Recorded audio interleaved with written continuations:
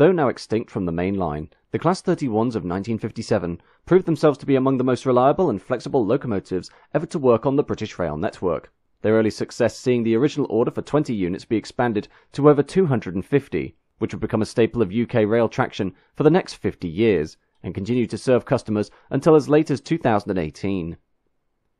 The concept of the Class 31 extends back to the original Modernisation Plan of 1955, when the British Railways Board set out a requirement to replace thousands of steam locomotives, regardless of their age, with a slew of diesel and electric classes that would ably match them on performance, resulting in a somewhat muddled delivery process as, due to political pressure, dozens of individual manufacturers were contracted to provide this new fleet, bringing about a motley and expensive selection of engines, many of which were unreliable, impractical, difficult to operate, or based on outdated design principles.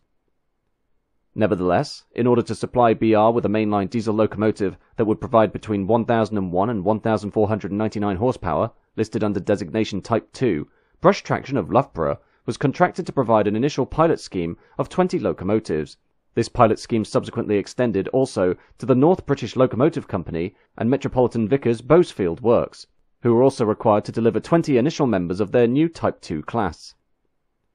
The Brush Type 2, as it was to be designated, was built to attain a top speed of 80 miles an hour in order to replace steam locomotives on the eastern region, primarily on the former Great Eastern Main Line out of London Liverpool Street, the main goal of the loco being to operate in both passenger and freight roles, thereby requiring the fitting of both steam heating boilers to provide warmth to older passenger stock, and multi-working systems to allow for double-headed operation with other Brush Type 2s so as to haul heavier trains, giving rise to the locomotive's unique and somewhat famous toffee apple, a piece of equipment used to denote that only locomotives with this type of equipment could work together on freight and passenger trains with only one driver present. As was the custom with early diesels, the engines inherited a similar system of head code to that of steam locomotives in that they used a disc system, whereby white metal discs on the front of the cab would be arranged to denote the train type, ranging from top-line expresses to semi-fast workings, unfitted freights and light engine movements, with the general aesthetics of the Brush Type 2s being a boxy though practical design with a flat front.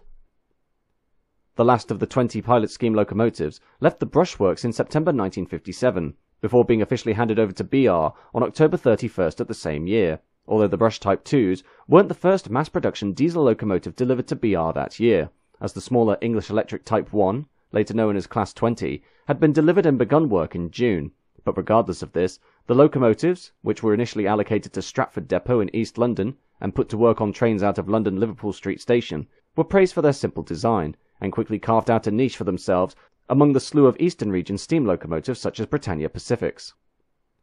In 1958, the Type 2's rivals were finally unveiled after a complicated and troublesome development, first with the North British Type 2, later designated Class 21, which was also introduced on the Eastern region to work trains out of Liverpool Street, and then the Metropolitan Vickers Type 2, later designated Class 28, but better known as Metrovix, which were put to work on the Midland region out of London Euston.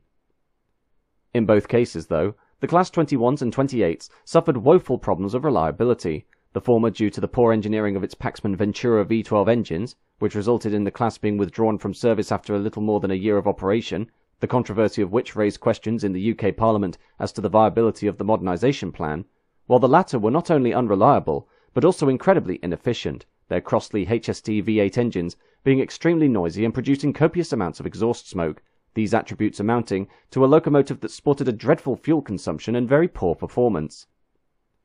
As the Class 21s and 28s fell quickly into obscurity, with both classes having been retired completely by 1972, the Brush Type 2s went from strength to strength, the success of the initial 20 locomotives seeing a further order for 243 additional units being placed, the production batch following the same overall design, but would be modified to include different cab controls and the much more standard Blue Star multiple working, the most notable differences between the pilot batch and the production batch being the fitting of a large headcode box above the cab, as the previously used steam-based disc system was gradually rendered obsolete, although the first 20 of the production fleet would still maintain the disc-based system. Although the introduction of the Brush Type 2s hadn't been a total success, the original Merley's JVS 12T 1250 and 1365 horsepower engines being notably underpowered and failing to provide ample performance on heavy freight workings, and thereby replaced from 1964 by English Electric 12 SVT 1470 horsepower power plants, similar to those used in the Class 37, minus an intercooler, the low axle load of these engines meant their influence quickly permeated across the entire UK network, and soon these engines could be found operating a wide variety of freight and passenger trains up and down the country, including coal trains and other heavy freight work, to mainline and Transpennine Express services, the only BR geographic regions not to see major Brush Type 2 permeation being the Scottish region and the Southern region, with Scotland being largely dominated by Class 20s, 27s and 37s, while the Southern region was primarily the domain of multiple units, Class 33s and Class 73 electro-diesels. In 1968, under the Total Operations Processing System, or TOPS computer system, the Brush Type 2s were designated Class 30 and Class 31, the Class 30s being the initial locomotives fitted with the original Mirrlees JVS 12T power plants, while the Class 31 designation accommodated the remaining members of the fleet, although various subclasses of Class 31 would eventually emerge, including the Class 31-4s, in which 69 engines had their steam heating replaced by brush-built electric train heating, or ETH, in order to be compatible with modern forms of rolling stock, the Class 31-5s, which took redundant passenger Class 31s replaced by sprinters in the 1980s and removed their ETH systems to make them dedicated freight locomotives so as to cut down the maintenance of surplus equipment, and the Class 31-6s, which saw 2 locomotives wired for ETH but not fitted with ETH provision, these being simply to allow the transfer of this function from an ETH-compatible locomotive in the event of double heading. Throughout the 1970s and into the 1980s, the Class 31s had seen widespread distribution across the network, and following sectorization in 1982, which gave rise to the rail freight sector, Class 31s were employed on mixed traffic operations, including the famous Speedlink wagon load service, as well as being seconded onto parcels trains for rail express systems, while many were employed by the Civil Engineers Department in order to help maintain the upkeep of the permanent way, although even as late as 1990, Class 31s, despite the sudden introduction of sprinter units, could still be found at work on passenger trains, such as Regional Railway's long-distance loco-haul trains between Liverpool and Norwich, as well as Transpennine services. By the beginning of the 1990s, though, it became apparent that the Class 31s were well past their first bloom of youth, and with their final passenger operations having been succeeded by brand new Class 158 express sprinters, most ex-passenger examples were either sent to the scrapyard or converted for dedicated freight use, although some members would continue to see ad hoc passenger work on charters throughout the remainder of the decade. On the freight side, Class 31s were still a common sight on the UK network beyond privatisation, but by 2000 their numbers began to fall rapidly as much younger locomotives, including Class 58, 60 and 66, saw the more powerful and somewhat more universal Class 37s cascaded onto the Class 31's duties, and from the start of the new millennium, Class 31s were largely relegated to engineers' trains or small cargo workings on industrial lines, the last days of these engines working with primary freight operator EWS being spent hauling rail tours before final withdrawal of the last 4 engines in February 2001. This wasn't the end of the Class 31 story, however, as in 1998, the railway charter company, Fragonset Railways, or FM Rail, purchased 4 ex-EWS locomotives for ad hoc charter use, these engines emerging in the company's distinctive black with maroon waistband, FM Rail Class 31s making their debut working for London Midland commuter operator Silverlink during a short-term contract in 1999 to haul service trains on the Marston Vale line between Bedford and Bletchley due to a shortage of DMUs, while during the summers of 2002, 2003 and 2004, FM Rail Class 31s were regular performers for Wessex trains, operating the Heart of Wessex service between Bristol Temple Meads, Weymouth and Brighton via Yeovil, even seeing these engines painted into the company's distinctive pink and purple livery.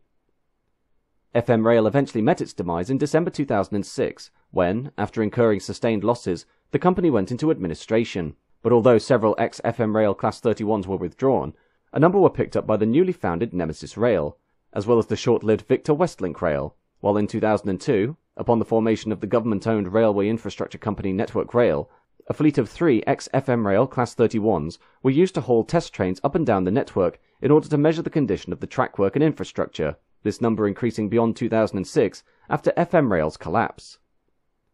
By the 2010s, however, the curtain truly began to fall on the last of the mainline operational Class 31s, and in August 2018, after nearly a year out of use, Network Rail offered up its last 2 Class 31s, 31233 and 31105, for sale, leaving the only mainline registered example, 31452, to roam the rails for another 6 months on behalf of Devon and Cornwall Railways, before eventually, on November 27, 2018, being retired, bringing down the curtain on a 60-year career for one of Britain's oldest diesel locomotives.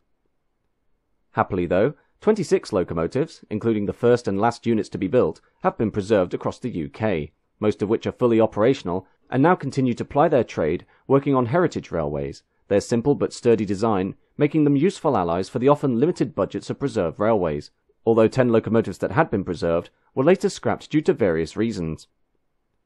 Overall, the Class 31s were a testament to the concept of less is more, with a simple design that proved that a lack of complexity and a somewhat mundane appearance was the best solution when satisfying the requirements of the Modernisation Plan, seeing off far more complicated engines like the Class 21s and 28s, and thereby symbolising one of the few shining moments to come out of what was otherwise an unsuccessful scheme.